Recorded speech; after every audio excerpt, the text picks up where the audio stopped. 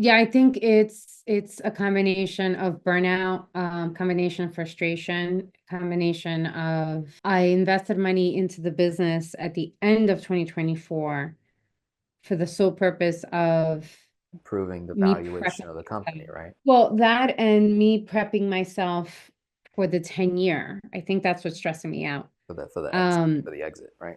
So I'm planning my exit and I'm doing so many things where I'm like, okay, I need to make more money. So obviously I didn't do anything with yourself in the month of February because I wanted to figure out what I'm doing.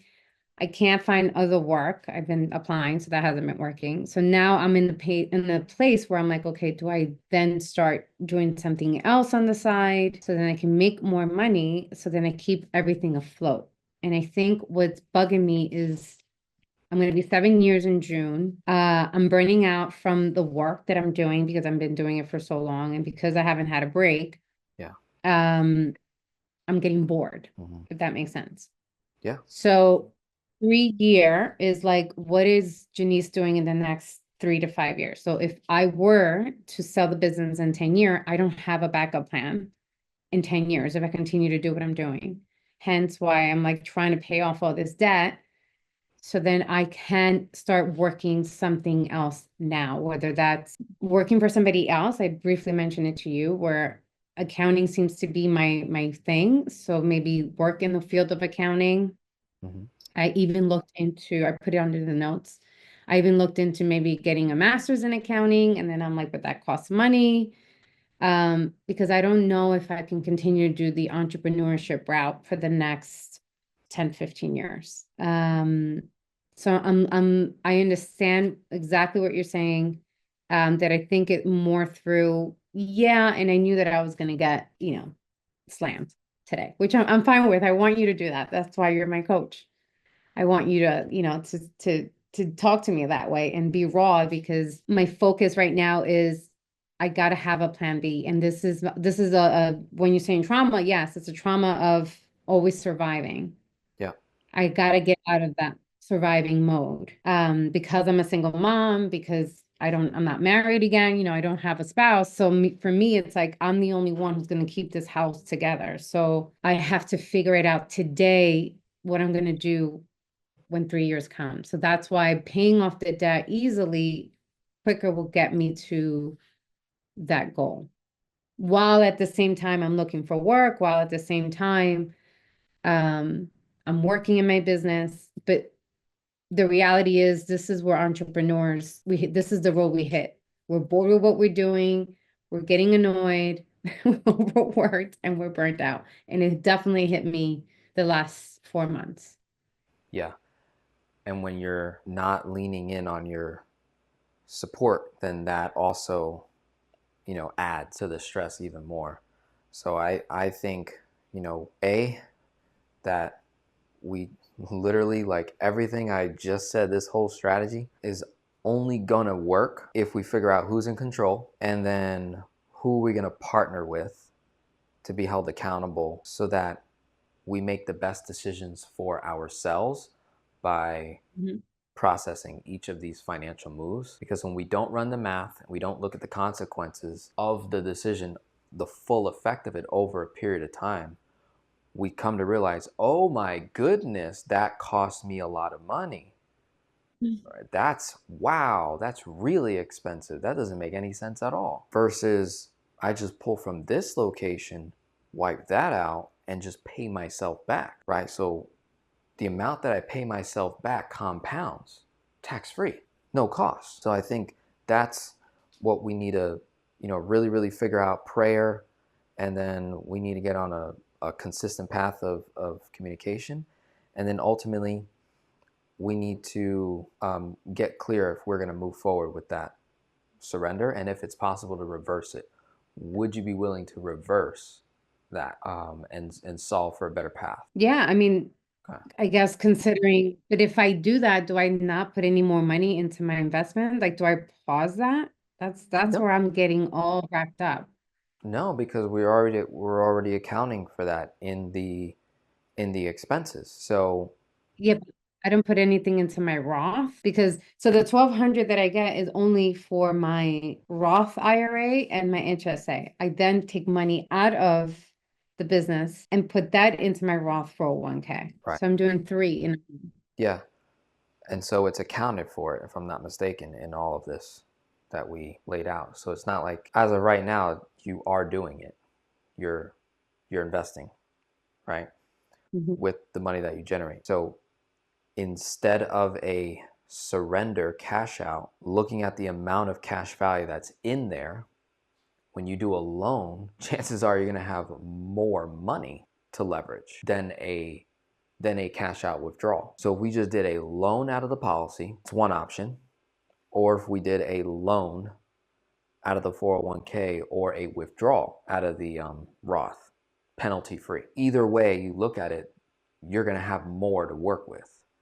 And then you solve for the immediate thing, and then couple that with everything we just discussed today, where it's like, can we get on the same page that making extra payments towards multiple debts does not make financial sense, right? Can we get on the same page with that? Are we in alignment on that part? Yes, I'm just talking to myself to So be patient. yeah, so by redirecting all those extra payments, we actually solve for what you want.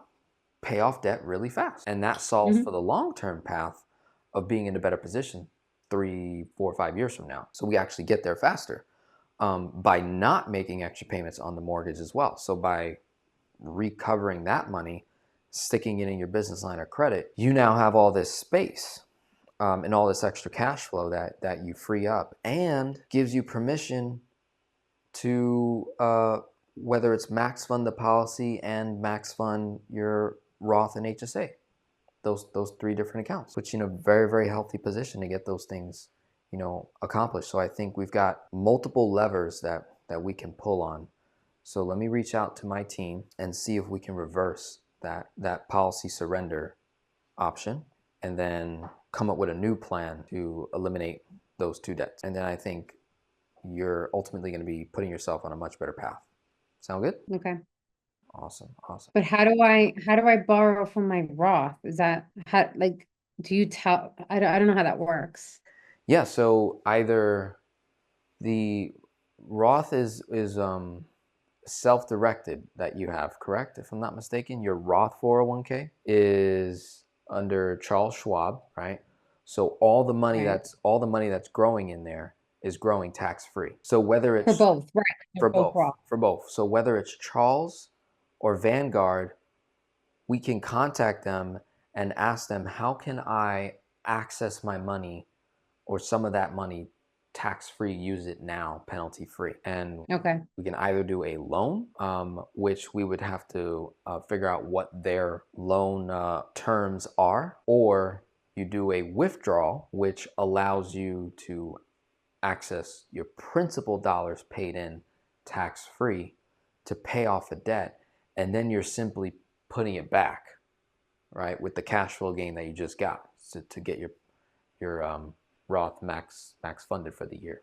So it's gonna be one of those two options, and then the other one is keep the policy and just borrow against it, and the interest that you pay back to yourself shows up in cash value the longer you keep the policy in place. But So if there's I no go back, cost. okay. But if I go back to the loan, to the whole life, isn't my payment due now? So we'll look at that as well in terms of what the anniversary date is on that, and we can change it to monthly payments, right? And just make a monthly payment just to keep the policy in force.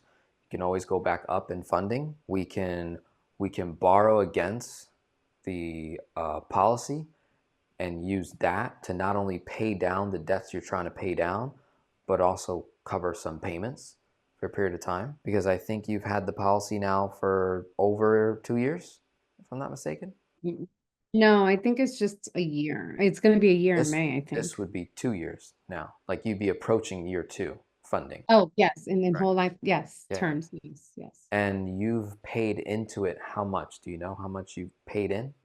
You mean what the value was? No, how much money did you pay into the policy? Do you know? I think every quarter I was paying 37. 100? let me go back. Yeah. I think November was the last one. I think I have it set up Every quarter. every quarter. Okay. I want to say it's 36 or 3,700. Yeah, and the structure was paying in 15,000 a year, I think, was like the max. Yeah, that's right. Right. So when you break that into quarterly payments, you said 3,700? I think so. Yeah, sounds about right. Yeah, so times 4, that's almost 15,000 a year. So the requirement on that policy is only 3,750, right? Or about 4,000. So if we switched it, you're like, okay, I don't have $3,700, right? So you're like, oh my God. But what you have to remember is you're not required to pay that in, right? We could have just simply went to as little as a $400 a month contribution into the policy. So we had options there. So when you look at 3,700, and I think you've made 4 payments of that. And when you surrender the policy, how much money were they going to give you back? I think the balance was like 76. Okay. 75, 7,600, something like that. Yeah. So if you've made 4 payments of 37, you paid in 14.8, or even if it was 3, you've paid anywhere from 14.8 to 11,100. If you surrender it, you only get 76, right? And you lose 3,400, which could have been money that could have funded your Roth. Now, I don't know how you're okay with losing this. I don't think I was thinking about it that way. Yeah. I was just looking at it like I can get rid of 2 debts with that. That was just the way I was thinking. Yeah. So I'm glad we're doing this so you can see, whoa. You're about to lose this and the death benefit, which Yeah, the double whammy.